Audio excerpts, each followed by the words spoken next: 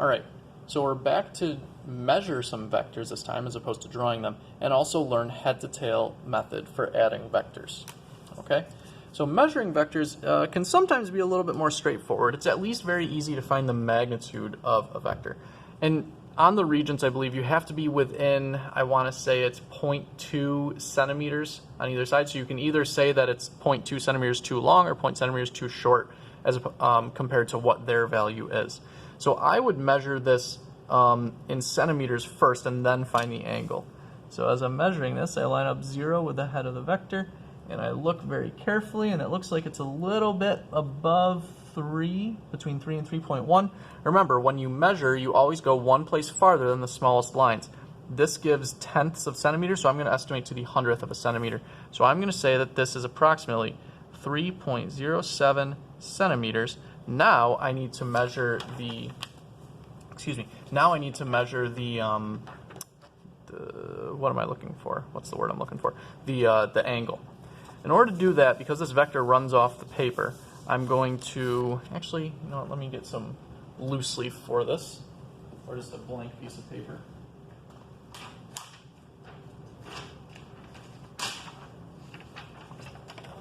So the easiest way to do this, especially if your vector kind of runs off the paper like this one does, is just to put another piece of paper under it and then just extend that line a little bit. Like that. Then it's really easy to go like this with your vector, to just simply do, okay. Oh, needs to move over a little bit more. That's lined up. I look and I see that, oh, let's make this a little darker. I see that from the positive x-axis down here, that's where 0 is, I trace around, it's above 100, it's about 102, maybe a little tiny bit more than that. Yeah, maybe like 102.1 degrees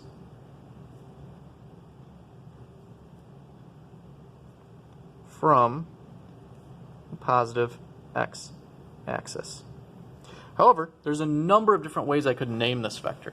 I could name this vector pretty much however I want. If I wanted to name it in terms of a compass rose, where this is north, east, south, and west, I would maybe start with the reference line at north, so put 0 where north is, and measure west from that. And I would say, okay, it's about 3.07 centimeters at, let's see, 12.1 degrees west of north. West is lined up with 90, north is lined up with 0. Both of these are perfectly acceptable ways to measure this vector. It doesn't matter which you pick, but both of them are acceptable, and both of them are useful in different situations. Okay? And there's a number of other ways you could measure this vector. You could say that it's 12.1 degrees from the positive y-axis. You could say that it's 77.9 degrees north of west, okay, if you had measured like this instead, with west as the reference line and you're measuring to the north of it. There's a number of different ways you could do this. Let's move on to the next vector. It's this one right down here. I'm going to measure the length, the magnitude, and for that I get a little bit, it looks like a little bit less, no, a little bit more than 4.2. So I'm going to call this 4.24 centimeters. Again, I'm going to name it two different ways, just to show you that I can. At, first way I'm going to name it is with the compass directions. Let's see, it's closest to this. This is east, and this, if I move this way, I'm going to the south of east. So I'm going to do south of east. So south lines up with 90, east lines up with 0. That looks like it's pretty centered. And, oh, I need to extend this vector just a little bit, just so it reads on the protractor. Okay. After you're done, by the way, if you have to extend the vector to make sure your protractor reads it, it's considered good to scribble this out so that no one tries to count that as the magnitude of your vector. This looks to be about, let's see, a little between 18 and 19 degrees. I'm going to call that 18.5 degrees. Okay, so one way I could write this is 4.24 centimeters at 18.5 degrees south of east. To the south from east, here's south. Another way I could measure it is think of measuring this from the positive x-axis, which is over here. So the vector's all the way over here. So we could say, okay, measuring from here to here is 90 degrees. Here to here is 180 degrees. Here to here is 270 degrees. Continuing on, that could give me my vector. Some of you might be wondering, well, wait, why didn't you just measure from here to here? By convention, we always try to measure clockwise or counterclockwise when possible. If you wanted to measure this clockwise, that's fine, but you would have to put a negative sign in front of the vector, which is not very nice. I don't like doing that. So, oh, that's not how I want to measure. If we know this is 270 and we want to measure up to here, how much are we going to add on to 270? Let's see, that looks to be about 72 degrees-ish, maybe a little bit less. Yeah, 72 degrees. So what's 270 plus 72? That would be 342 degrees. Another way to say this is 4.2 centimeters at 342 degrees from the positive x-axis. Either one of these is acceptable. Now, in certain situations, you might be inclined to do one over the other, like if they're asking, and if the rest of the question is about, let's say, has compass rose on it or has an XY table or a graph, you should do it that way, okay? Do it the way that's easiest for you within the restrictions of the problem. Scribble that out. And last but not least, this tiny little vector over here. This one's definitely going to need an extension, so let's measure the magnitude first.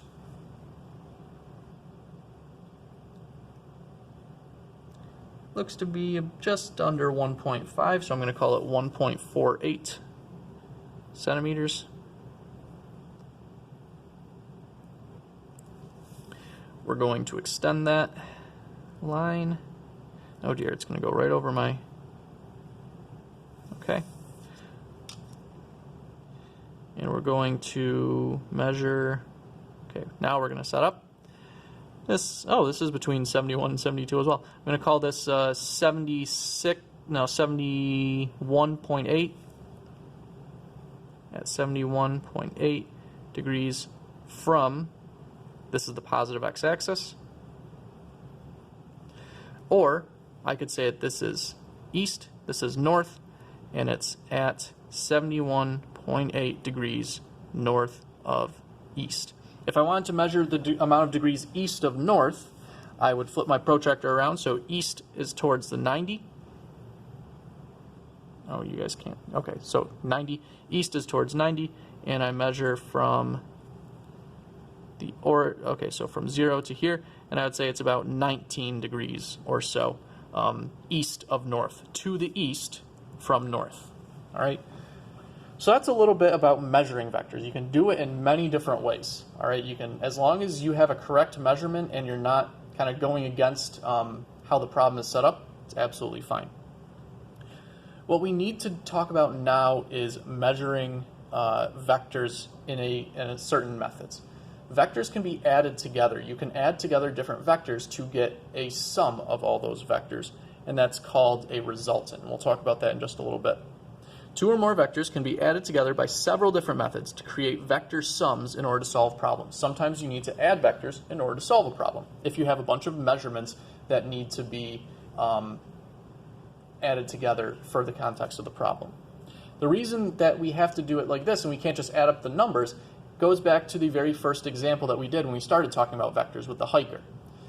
If you want to know how far away the hiker was from where he started, it wasn't just 7 plus 4 plus 4 equals 15. He was 5 kilometers away from where he started. The difference is, when you have vectors that are in opposite directions, you can't just add their magnitudes together. You have to use a proper vector addition method.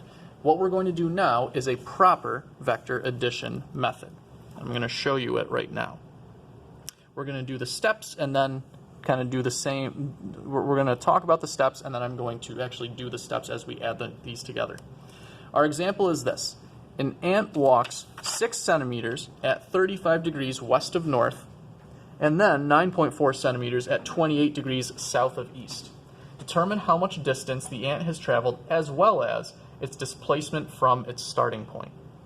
So, the steps for doing vector addition are as follows. First step is very simple. Draw the first vector like normal.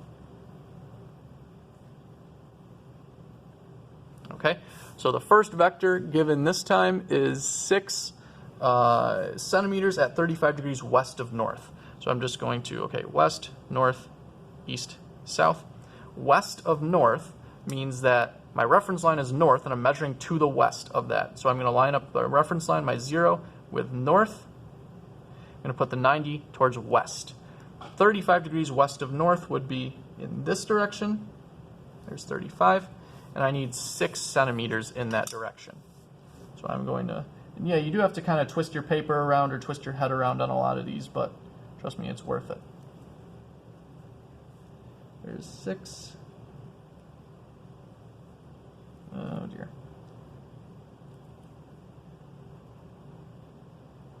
There we go. And don't forget, every vector needs an arrowhead. Okay, so there's my first vector. Now what I'm going to do, my second step, is that every subsequent vector, every vector that comes after this, every other vector begins at the head of the previous vector. So the second vector, the 9.4 centimeters at 28 degrees south of east, is going to start up here. Think about it like this. The ant walked this way. Then, from that point, the ant walked 9.4 centimeters at 28 degrees south of east. So I should start from where the ant began that second part of the motion. In order to do that accurately, what I really should do is draw or sketch a new compass rose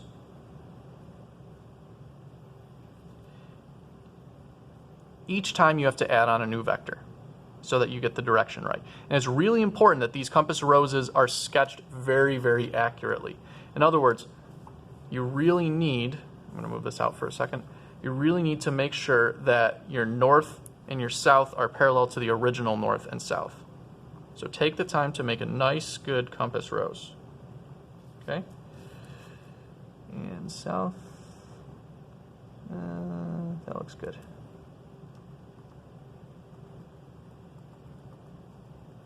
Okay. Now we can go back and we can measure that second vector.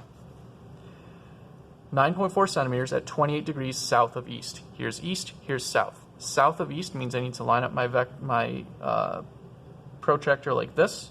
East as my reference line, south where 90 goes. And let's see, 28 degrees, so that would be right here around my protractor. 9.4 centimeters. Line that up. Okay, 9.4 right there. And we put the arrow on it.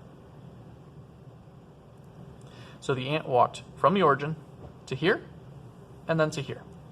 Okay,